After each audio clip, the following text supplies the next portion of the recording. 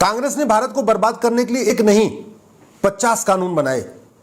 इसलिए मैं आपसे निवेदन करता हूं, एक बार वोट देने से पहले कांग्रेस के नेताओं से जरूर पूछना, एक बार वोट देने के पहले कांग्रेस के नेताओं से यह पूछना कि तुमने गुलामी का कौन सा निशान मिटाया।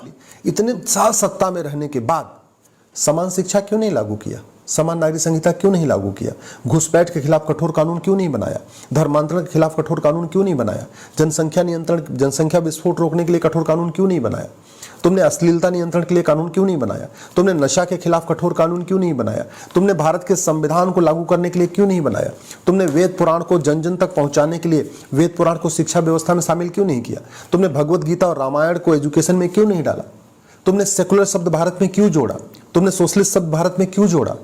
ये आप कांग्रेस वालों से पूछना। 1975 में जब इमरजेंसी चल रही थी, पूरा देश जेल के अंदर था, उस समय उन्होंने सेकुलर और सोशलिस्ट वर्ड जोड़ दिया, बिना चर्चा के, बिना किसी के। तो एक तरीके से उन्होंने संविधान के बेसिक स्ट्रक्चर को बदल दिया, प्रियम्बल में डाल दिया सोशलिस्ट और सेकुलर। इसका मतलब ये हुआ कि संविधान का बेसिक स्ट्रक्चर बदल दिया। फिर उसके बाद 1984 में राजीव गांधी को एक ऐतिहासिक बहुमत मिला, 400 सीट से ज्यादा मिली। उस समय नारे लगते थे अब की बार 400 पार, अब की बार 400 पार, और 404 सीट मिली। अगले साल 1985 में राजीव गांधी ने सिटीजनशिप एक्ट को बदल दिया और पूरे देश के घुसपैठियों, खासतौर पे जो असम के घुसपैठिए थे, उसका उनको लाभ मिल गया। ये सिटीजनशिप एक्ट कहता है सेक्शन 6 से कि जो असम में आ चुके हैं घुसपैठिए 71 तक, ये सब सारे के सारे नेचुरल वे में भारत के नागरिक बन गए। और उसका फायदा ये हो रहा है कि जो 71 के बाद में भी आए हैं, 85 में आए, 90 में आए, 2000 में आए, 2010 में आए, वो भी कह रहे हैं हम 71 के पहले आए थे, क्योंकि कोई बॉर्डर पे पर्ची तो कटती नहीं है कहाँ कब आए हैं, वो तो अवैध रूप से आते हैं।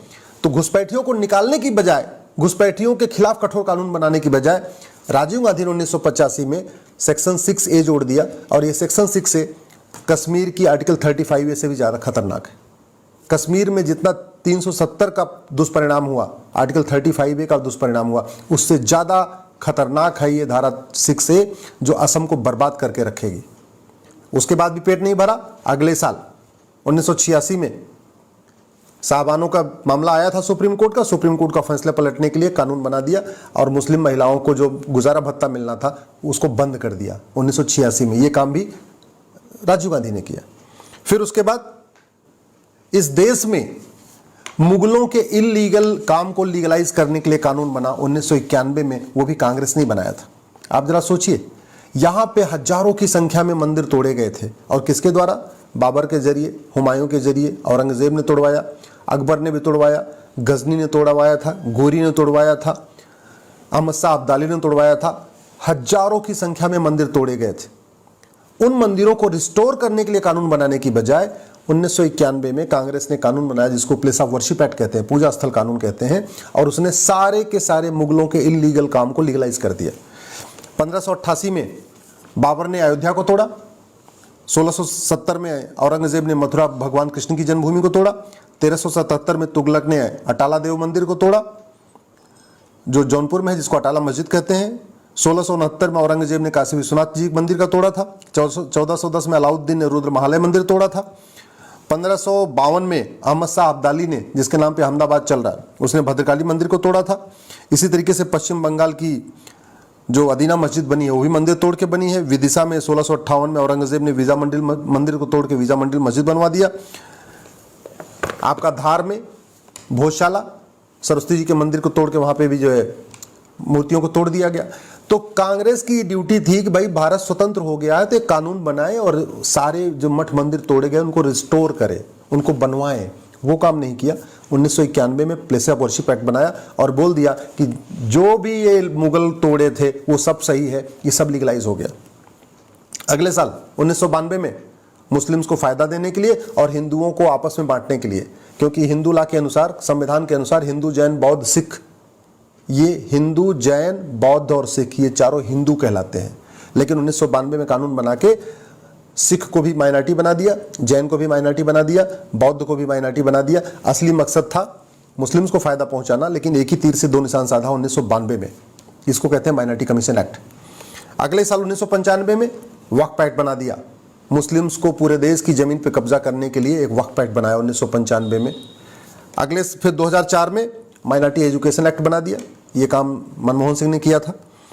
2010 में FCRA बनाया, इस देश गद्दारों को फंडिंग कराने के लिए, देश विरोधी NGO को फंडिंग कराने के लिए, माओवादियों को, नक्सलियों को, जिहादियों को, मिशनरियों को, अलगाववादियों को, चरमपंथियों को, कट्टरपंथियों को, सफेद पोस्ट नेताओं को, सबको फंडिंग कराने के लिए कानून बना 2010 में, उसको FCRA कहते हैं।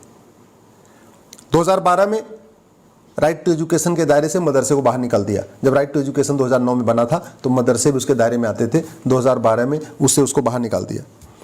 ऐसे ही अनेक 50 से ज़्यादा कानून हैं जो कांग्रेस ने बनाया है।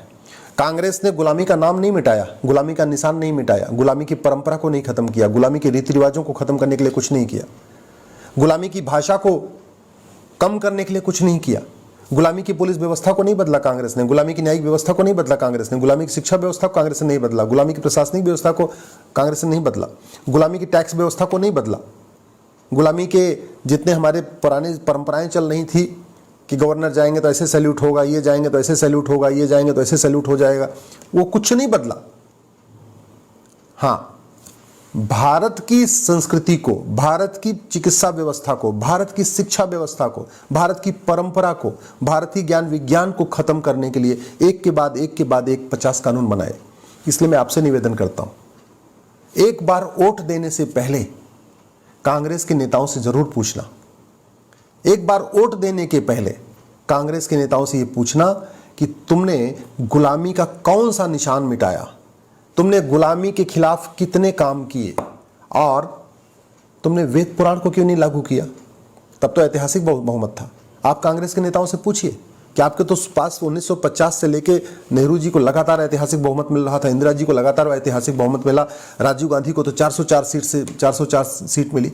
इतने साल सत्ता में रहने के बाद समान शिक्षा क्यों नहीं लागू किया, समान नागरिक संहिता क्यों नहीं लागू किया, घुसपैठ के खिलाफ कठोर कानून क्यों नहीं बनाया, धर्मांतरण के खिलाफ कठोर कानून क्यों नहीं बनाया, जनसंख्या नियंत्रण, जनसंख्या विस्फोट रोकने के लिए कठोर कानून क्यों नहीं बनाया, तुमने अश्लीलता नियंत्रण के लिए कानून क्यों नहीं बनाया, तुमने नशा के खिलाफ कठोर कानून क्यों नहीं बनाया, तुमने भारत के संविधान को लागू करने के लिए क्यों नहीं बनाया, तुमने वेद पुराण को जन जन तक पहुंचाने के लिए वेद पुराण को शिक्षा व्यवस्था में शामिल क्यों नहीं किया, तुमने भगवत गीता और रामायण को एजुकेशन में क्यों नहीं डाला, तुमने सेकुलर शब्द भारत में क्यों जोड़ा, तुमने सोशलिस्ट शब्द भारत में क्यों जोड़ा।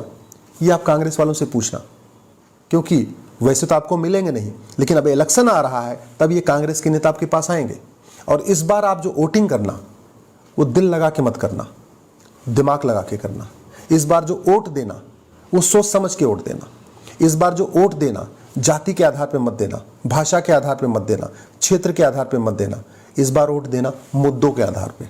जो वोट मांगने आए उससे ये जरूर पूछना कि तुम नशे के खिलाफ कठोर कानून बनाओगे कि नहीं, और बनाओगे तो इसकी घोषणा करो। जो आए यहाँ पे वोट मांगने आपके दरवाजे पे उससे पूछना कि भ्रष्टाचार के खिलाफ कठोर कानून क्यों नहीं बन रहा है।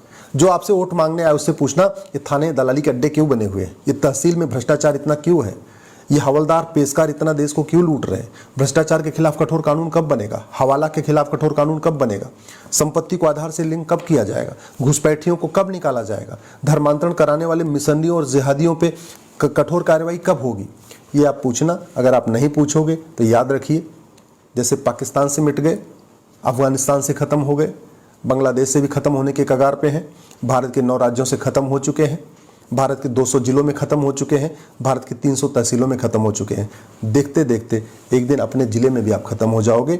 और कश्मीर वाले तो पलायन करके दिल्ली आ गए, बंगाल वाले तो पलायन करके असम में चले गए, मणिपुर वाले पलायन करके फिर बगल के राज्यों में चले गए।